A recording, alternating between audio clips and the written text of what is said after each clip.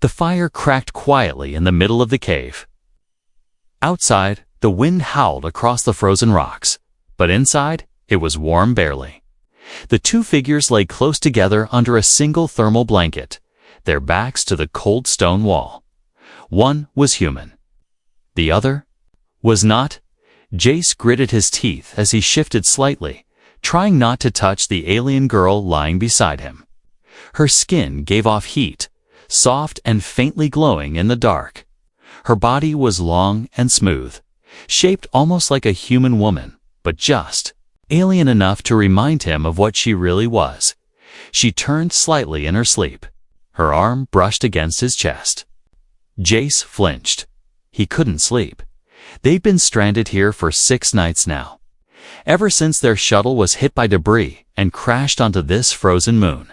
The ship was gone. The signal beacon was damaged. Rescue could take weeks, and that meant one thing. Every night, they had to sleep close. Body heat was the only way to survive the cold. Her name was Lyrian. She was part of a diplomatic crew trained to understand humans.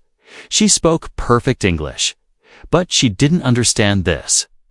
She didn't understand why Jace pulled away from her every night. Tonight, she wasn't asleep. She opened her eyes slowly, sensing the tension in his body. Her voice was soft, musical. "You never rest, human. Is it my scent that disturbs you?" Jace blinked, surprised. Her voice startled him. "No," he said quickly.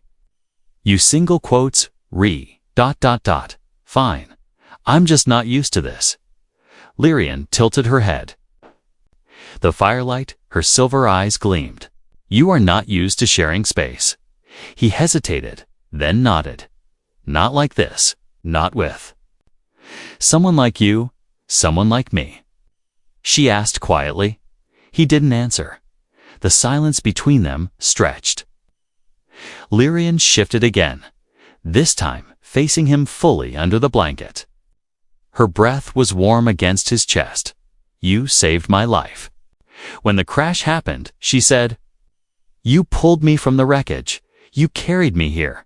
You gave me your coat. Why now would you act like I will burn you?" Jace's throat tightened. He didn't know what to say, didn't know how to.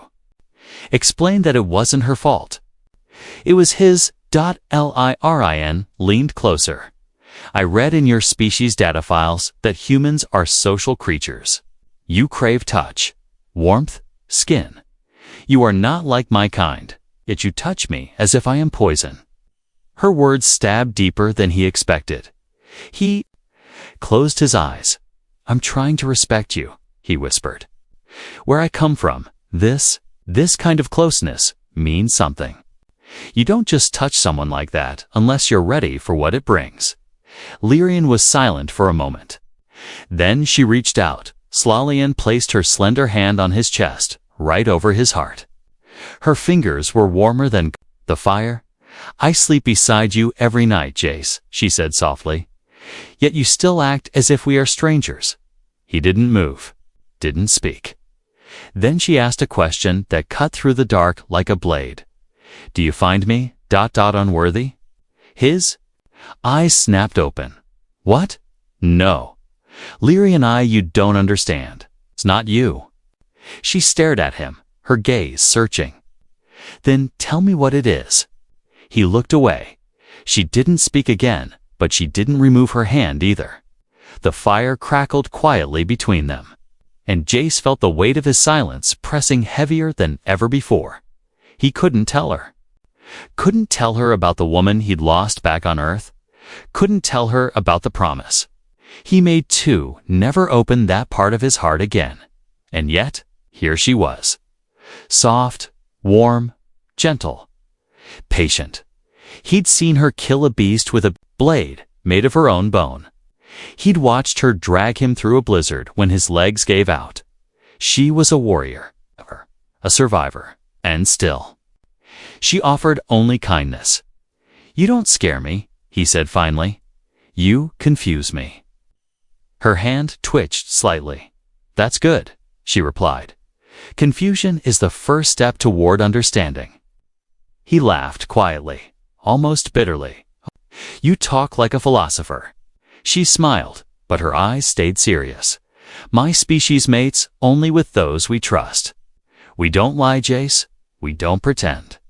Another pause then, as if the words had waited long enough. She whispered, You sleep beside me every night.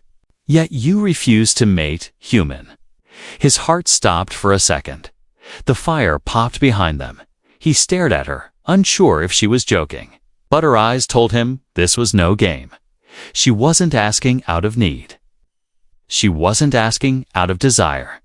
She was asking to understand him, to know why the human who shared her warmth and breath kept his heart locked like a vault. And Jace, he didn't know if he could keep it shut much longer. The question echoed in Jace's mind like thunder in a silent canyon. You sleep beside me every night. Yet you refuse to mate human. He couldn't respond. Not then. Not in that moment, with her golden skin glowing softly in the firelight.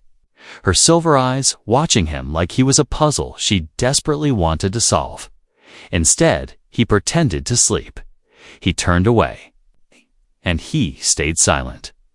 Lyrian didn't press him.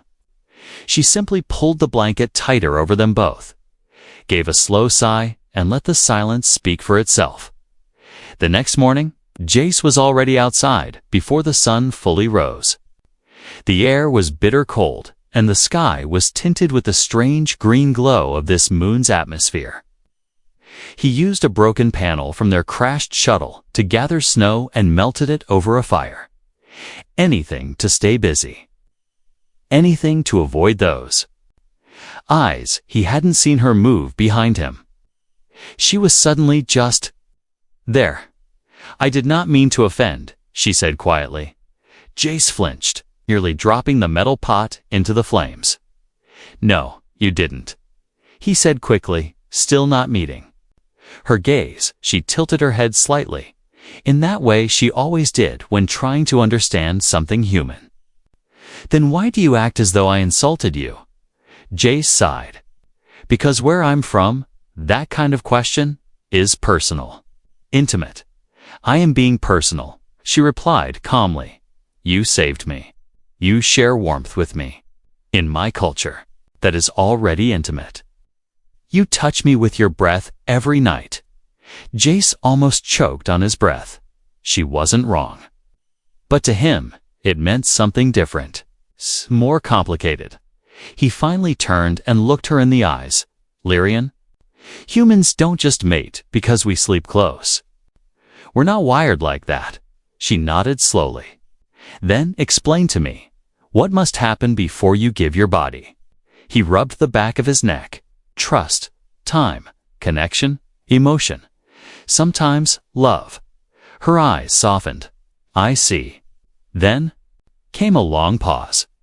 She sat beside him near the fire, her knees folded, her hands in her lap. The silence wasn't awkward. It was waiting. I've lost someone, Jace said suddenly, the word surprising even himself. Years ago, back on Earth, she was my partner. She died in a raid during a mission gone wrong. Lyrian didn't interrupt. She listened. I swore after that, I'd never open myself to anyone again. Not like that, not fully. She nodded. You built a wall. And now you're confused because I keep knocking on it. Jace smiled faintly. Something like that.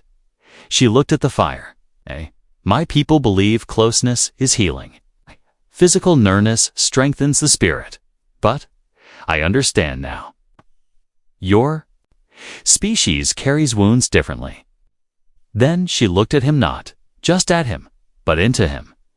I will not push again, she said. But I do not regret asking. I needed to know if I was invisible to you. You're not, he said quickly. You never were.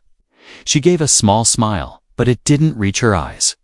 Later that day, they worked together to dig through the shuttle wreckage again.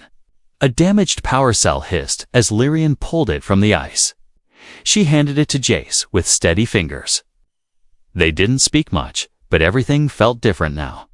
He saw the way she moved, calm, graceful, careful. He noticed how she looked at him when she thought he wasn't watching. There was no hunger in her gaze, no seduction, only question, only hope. That night, they lay down under the same thermal blanket. The fire low and flickering. The wind howled through the cracks in the rock. Lyrian kept her back to him. No words were spoken, but her shoulder touched his chest. Light, barely there, and this time, Jace didn't pull away. He closed his eyes, listening to her breathing, feeling her presence. The warmth of her body, the quiet strength in her stillness. Then something strange happened. He relaxed, not forced, not faked, real later, in the dark. Lyrian whispered something in her own language, a soft hum. A prayer, maybe? Or a lullaby. Jace didn't understand the words, but the feeling behind them was clear. Forgiveness, patience, pair, and slowly, Jace whispered back, "Thank you." She didn't reply. But she moved slightly closer. Jace didn't know what the next day would bring. Rescue was still far. Supplies were low. Hope was thinner than the blanket that covered them. But for the first time since the crash, he didn't feel alone. The alien girl who slept beside him had asked a question that shook him. Not because it was physical, but because it reached a part of him he thought he'd buried. And now, something had started to shift. He didn't know if he was ready to give her everything. But maybe, just maybe, he could give her something, even if it was just the simple act of not turning away. The pool shimmered in the middle of the icy canyon, steaming slightly under the sunless sky. It was a natural hot spring, hidden among jagged black rocks. Jace had found it while searching for clean water, and now it bubbled quietly like a secret. Lyrian stepped out of her boots, slowly pulling off her coat. Her back was turned to Jace, who stood awkwardly a few feet away, eyes fixed on the distant cliffs. "You don't have to stand guard," she said, her tone soft but firm. "There's no danger here." "I'm not standing guard," Jace replied, coughing. "I'm giving you privacy." She chuckled. "That word again. You humans protect your eyes more fiercely than your hearts." Jace didn't respond. His gaze remained locked forward, unmoving. Behind him, he heard the sound of fabric sliding off smooth skin. Then, a splash. Lyrian slipped into the water like a shadow, her breath escaping her lips in a quiet sigh of relief. "I do not understand your fear of seeing," she said, her voice echoing gently across the stones. "You've seen wounds, blood, death, yet skin terrifies you." "It's not about being scared," Jace muttered. "It's about respect." She floated effortlessly, her pale gold skin gleaming in the steam, the strange glowing lines on her shoulders pulsing faintly. "Then may I ask, do you respect me because you look away, or because you stay near?" He clenched his fists. "I stay because I care," he said quietly, "and I look away because I'm human." She tilted her head in thought. Strange. Species, you crave closeness, but reject it when it's offered. Jace turned around just slightly, his eyes fixed on a rock beside the spring. "I was taught some things matter more than desire. That control makes a man. Good. That touching someone means you're ready to take responsibility for them." Lyrian floated closer, her chin barely above the waterline. "I offered myself not as a gift, not as a reward, but because I thought you needed warmth. Not only for your body, for your spirit." He flinched. "That's the problem," he whispered. "You might be right." For a long moment there was no sound except the gentle bubbling of the spring. Then Lyrian stood. The water streamed off her, her hair clinging to her skin. She didn't hide. She didn't rush. She stepped out with pride. Unashamed of her form, Jace turned his back again. She walked up beside him, wrapped now in her drying cloth. "You have nothing to fear, Jace. I do not ask for your body. I want to understand your heart." He finally turned to face her. "I don't even understand it myself." She reached up and placed a hand on his chest again, this time gently pressing against his heartbeat. "Then let it speak, even if it trembles." That night, they didn't speak much.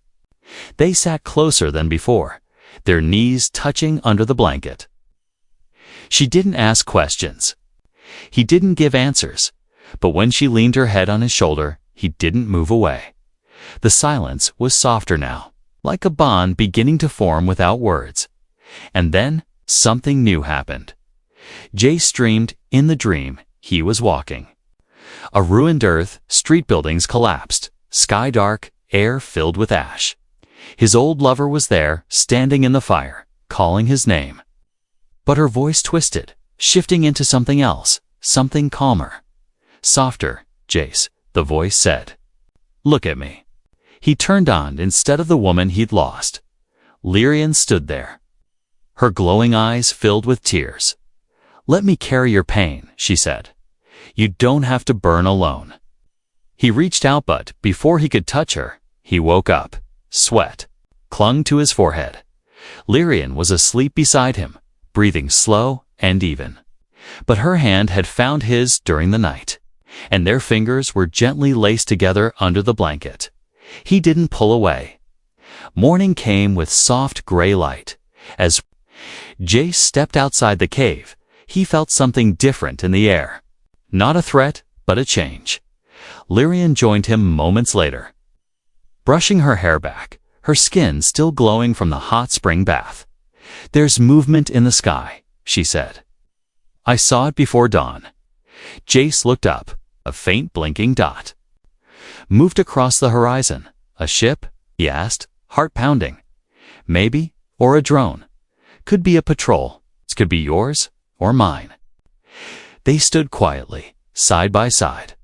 Lyrian turned to him.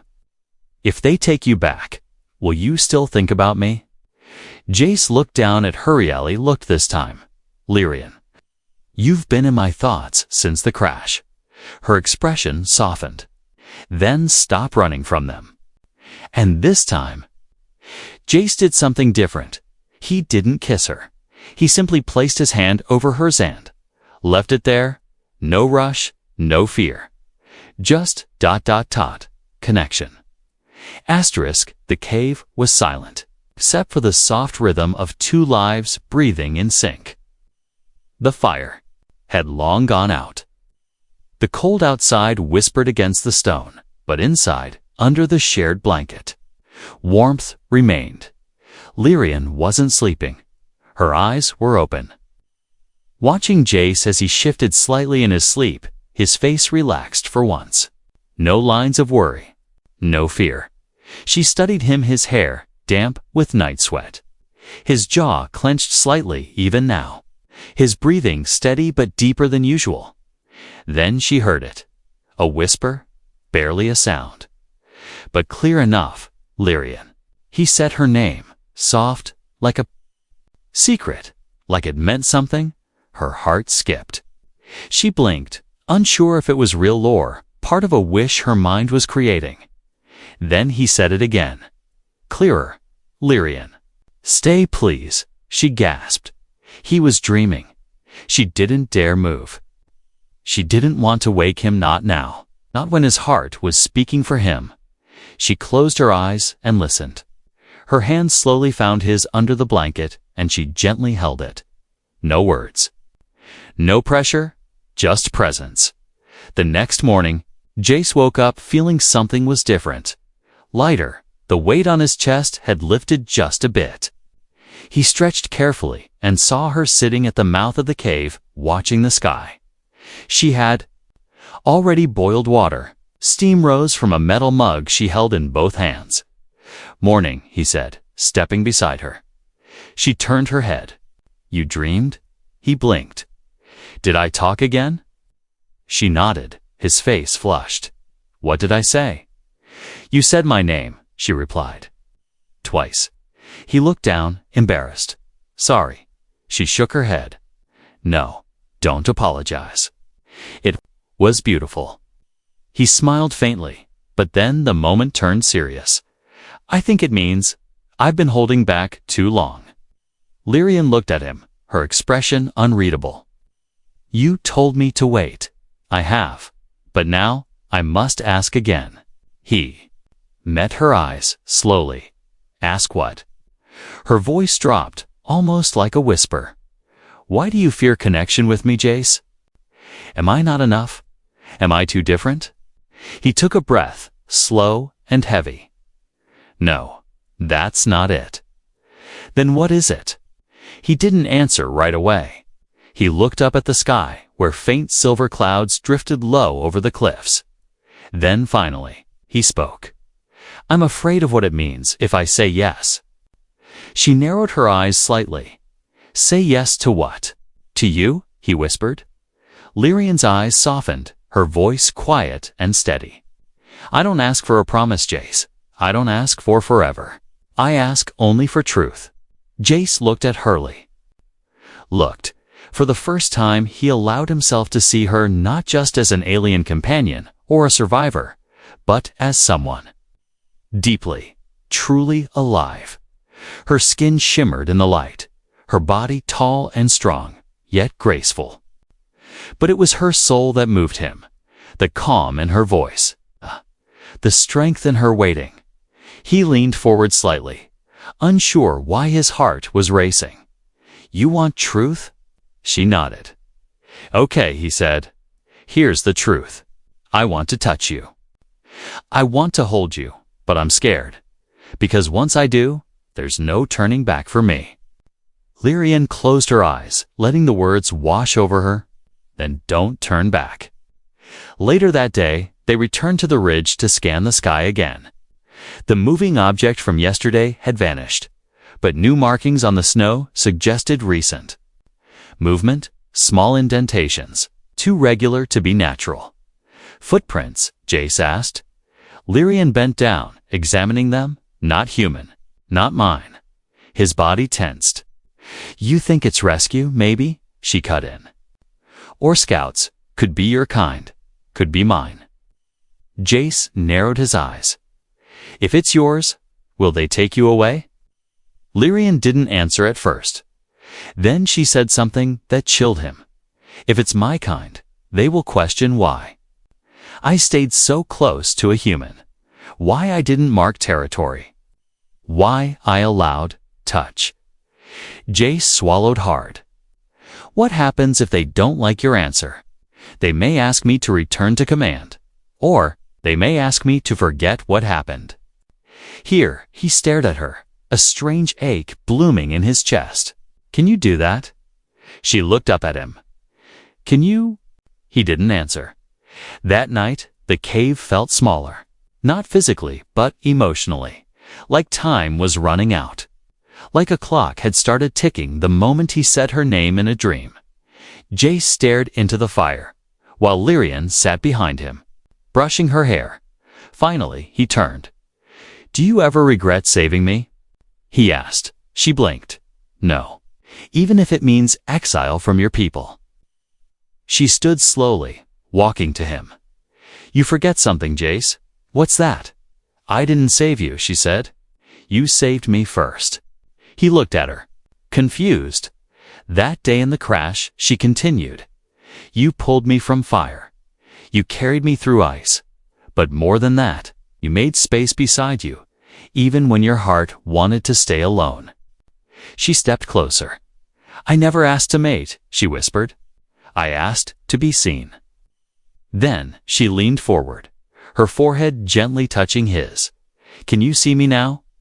Jace nodded, double quotes, yes. And for the first time since the crash, he wasn't afraid to say it. Snow began falling again, soft, gentle, and cold like whispered warnings from the sky. The wind wasn't strong, but it carried a strange sound. Pulse. A low humming, almost mechanical. Jace sat at the edge of the ridge, staring at the blinking light moving toward the horizon. It was real this time. It was closer. Bigger. Ship's coming, he said, not blinking. I think it's human. Lyrian stood behind him, arms crossed over her chest. Her expression was unreadable. Maybe, she replied. Or maybe not. He looked back at her. You sound like you don't want it to be. She didn't answer. Instead, she crouched beside him, brushing snow off her shoulders. If it's your people, what will you tell them about me? Jace hesitated. That you saved my life. Her voice dropped lower. And that we shared a bed every night? He smiled. Faintly, I'll leave that part out. She raised an eyebrow. Why? Because they won't understand it. Lyrian looked away, her jaw tightening. Your people fear what they don't understand. Jace nodded. So do I. She turned toward him, her voice like a cold blade, wrapped in silk. Then what happens when the ship lands? Human. Do you walk on board and leave me behind? His stomach twisted. I don't know yet, he admitted.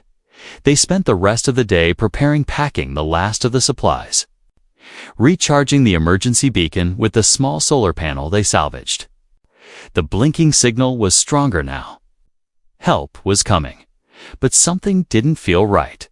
Jace kept catching Lyrian staring at the sky, her eyes narrow as if searching for something besides a ship, or maybe waiting for a different kind of rescue. That night, the cave was quiet again. No words, just firelight and tension, until Lyrian finally spoke.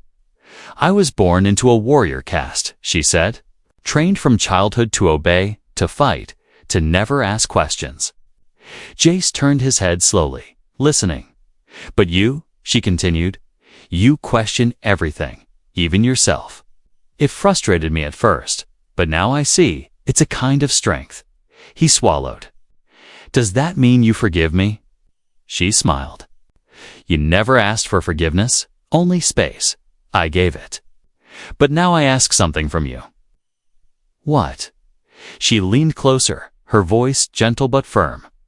When that ship lands, do not lie to yourself. Not to them, not to me. Jace looked into her eyes. I won't. The sound came at dawn. A low hum. Then a louder one. Then the sky split open as a sleek gray rescue ship descended through the clouds, scattering snow like feathers in a storm. Jace stepped outside first, blinking against the landing lights. A ramp extended, steam hissing around the base. Two figures came down human, fully armed, standard rescue gear. One of them called out, Lieutenant Jace Monroe. Jace nodded. That's me. The man scanned him quickly. You've been off-grid for 16 days. We got your beacon signal 3 days ago. We're here to take you home. Jace turned slightly. I'm not alone. The second soldier glanced behind him, man froze. Lyrian stepped out of the cave. Her tall figure graceful, her skin glowing faintly in the cold light. The first man raised an eyebrow. She, with you? Yes, Jace said firmly. She saved my life. The man hesitated. We'll need to run scans. Command might have questions. Diplomatic protocol. She's not under arrest, Jace cut in. She's my partner. Both men exchanged a look. Then, slowly, the soldier nodded. Fine, but you'll have to explain it back at base. I will. They were given separate quarters on the ship. Lyrian was placed in a guest room near the medbay. Jace was in a bunk closer to the cockpit. He couldn't sleep. He stared at the ceiling, feeling the vibration of the engine beneath his back. The warmth of the rescue ship didn't comfort him. It felt too sterile, too far from the cave too. Far from her, he got up, barefoot, walked through the halls, and stopped at her door. He didn't knock right away. He just stood there. Finally, the door slid open on its own. She was sitting near the window, watching stars pass by. Her skin looked dimmer under artificial light. You left without saying anything, she said softly. I couldn't, he replied. I didn't know what to say. She stood, facing him. He stepped forward. But I know now. She looked at him, expressionless. I didn't just survive because of you, Lyrian, he said. I lived because of you. She didn't speak. I'm not ready to forget what we shared. I won't. And I don't care who understands it. Still silence. So he stepped closer, placed his hand on her cheek, and said the words she had once said to him. I see you now. Her breath caught. And then finally, she smiled. The ship moved through space like a silent arrow, leaving behind the frozen moon, where something unexpected had bloomed connection. Maybe even something more. But inside the ship's metal walls, that feeling struggled to survive. Jace hadn't seen Lyrian in over 6 hours. He stood at the window in his quarters, arms crossed, watching stars blur past. They'd left the crash site. They were safe. They were headed back to Earth's orbit. That should have brought relief. Instead, it brought a strange emptiness. A soft beep pulled his attention. His door slid open. Lieutenant Commander Ellis stepped inside. Stern, old school, zero humor. We need to talk, Ellis said. Jay straightened. Is it about the scan? Ellis nodded. She's not just alien Monroe. She's royal caste. They're council's high bloodline, which means if she shares a bed with an outsider, especially a human, it's considered a violation of genetic protocol. Jace felt a chill not from fear, but anger. So what? You want to separate us? No, Ellis said calmly. But they might. Jace narrowed his eyes. They know. We transmitted a crew manifest automatically once the ship left orbit. A response came back an hour ago. Core people are sending an envoy. They want her returned. Jace stepped forward. Did you ask what she wants? Ellis didn't answer, just stared. Then left. The hallway to her quarters felt longer than usual. Jace hesitated before pressing the door chime. The door slid open. Lyrian stood inside, already dressed in a silver cloak, her people's formal wear. You heard? She said quietly. He stepped inside. Why didn't you tell me? I didn't think it mattered, she said. Not to you. It does matter. She looked away. They will come for me soon. When they do, I won't have a choice. Jace stepped closer. What? Not true. You do have a choice. She raised her head. Do I? If I stay, I betray my caste. If I leave, I betray my heart. His throat tightened. Then betray the system, he whispered. Not yourself. Lyrian walked toward him slowly. If I stay, Jace, if I choose you, then my skin will mark me forever. My caste will remove my name. My glow will dim. My line will end. He looked at her glowing skin, soft and golden. The light pulsed faintly beneath it, almost like veins filled with starlight. It's just skin, he said. I don't care about the glow, but I do, she said, 'cause it's the part of me that was proud. Now it would become shame. He stepped forward, closer than before. And if I told you that your shame made me feel alive? She blinked. He reached for her hand, then placed it gently on his chest. You touched me every night. Not with your body, with your trust. That means more than any tradition, any bloodline, any caste. A tear slid down her cheek. Then another. Her light pulsed again, but this time it flickered. I'm scared, she whispered. Not of pain, but of losing the only place I ever felt. ... Free. Jace gently cupped her face, brushing away the tear. Then stay, he said. Not as an exile, not as a soldier. Stay as you. Lyrian looked into his eyes like she was seeing a world she'd never known. A world where choice wasn't a punishment, but a right. Would you really accept me without the glow? She asked, barely a whisper. I never needed the glow, he he said softly. I needed you. Then he did something he hadn't done since. Earth fell. He kissed her, gently, with no hunger, no urgency, just truth. Later, as the alien envoy ship neared, Lyrian stood beside Jace at the viewing port. Her glow was dimming.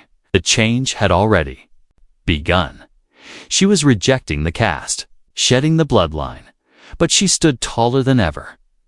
You know they'll never understand this, she said.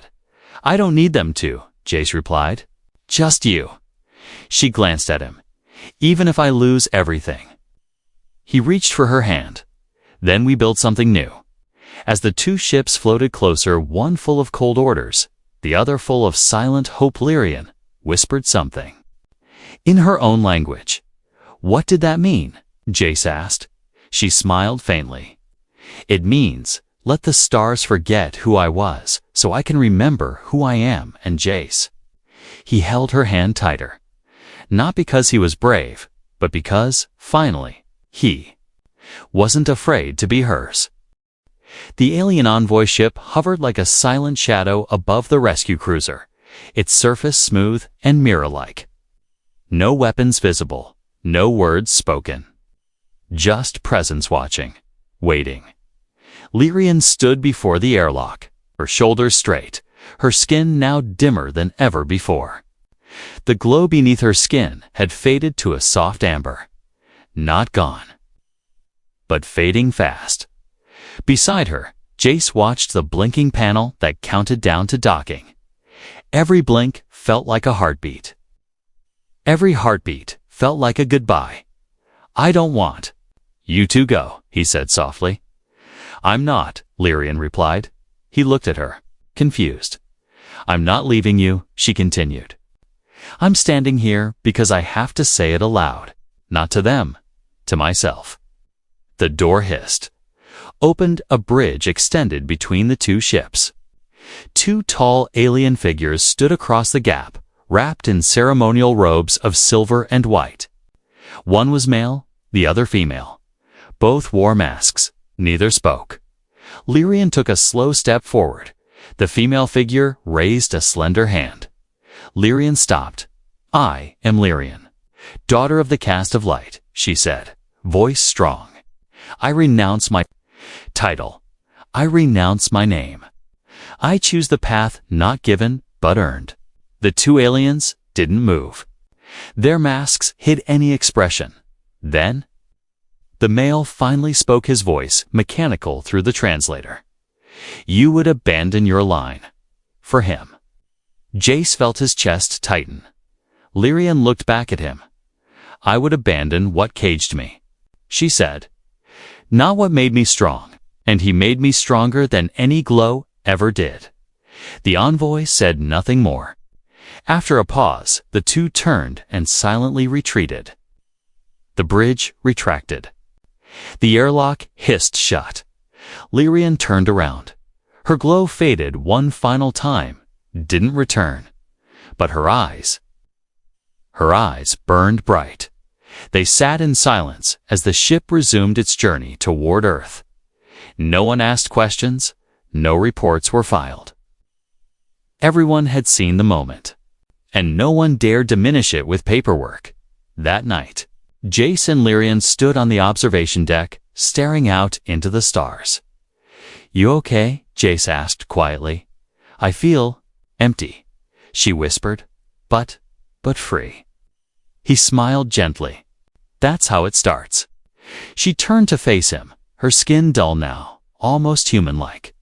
I may never glow again, she said. You don't need to, he replied.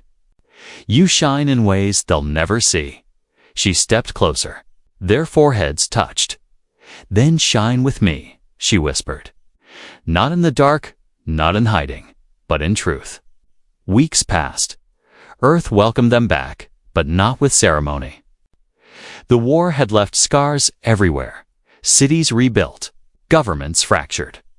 Peace was fragile, but peace was real. Jace returned to his post, this time as a civilian consultant. No more war, no more weapons, and Lyrian. She stayed, not as a diplomat, not as a warrior. Just as Lyrian, the two shared a small home near the edge of a quiet coastal town where stars could still be seen at night. And the sea never asked questions. Every evening they walked the beach together. No guards, no titles, no one stopping. Then one night, as waves kissed their feet, Jace turned to her. "You remember the first thing you ever asked me?" He said. She smirked. "You mean the thing that made your face go red?" He laughed. "That one. I remember," she whispered. "I asked why you refused to mate with me. And now?" asked. She took his hand. "Now I understand that. Real mating begins after the bodies rest, and the hearts finally speak." Jace leaned in. "And let me say something my heart never had the courage to say before." She nodded. "I love you, Lyrian. Not because we survived, but because we lived." Tears welled in her eyes, but she didn't hide them. "And I love you, Jace," she said. "Not because you chose me, but because you let me be me." They kissed then, not out of urgency, not out of fear, but out of something stronger, belonging, and though her skin never glowed again, her smile always did.